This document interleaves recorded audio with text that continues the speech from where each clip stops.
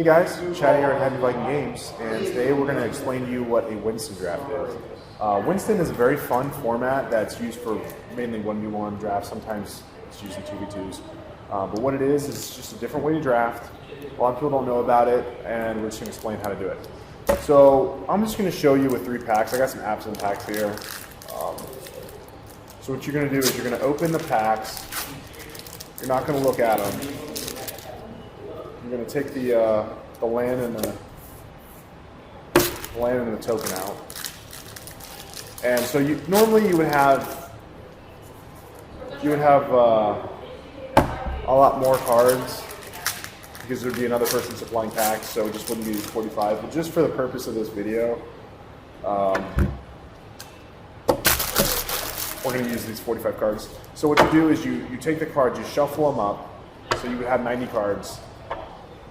You just shuffle them up really good, and you decide someone that's going to pick first.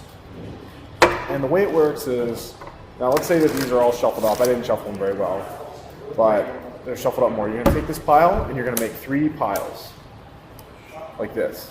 And this will be so this will be 1, 2, 3.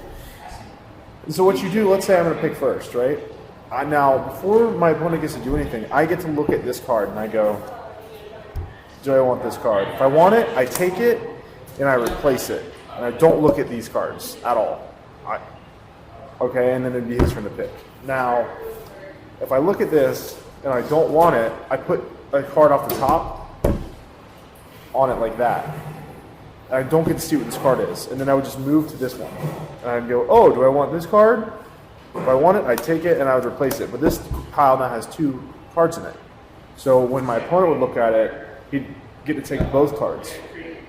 Or he'd get to take as many cards for how big the pile got. So let's say we didn't want this card. We'd do the same thing here. And we look at this and we say, oh, we don't want this card. And we do the same thing. So if you look at all the piles and you don't want a card, you just take a card off the top at random. And then your opponent would pick. And then he would go, oh, do I want either of these? Do I want this pile with these 2 cards? No? Okay, so we would get a card. And the piles can get as big as they want, or as they could possibly get, and keep going until you're out of cards.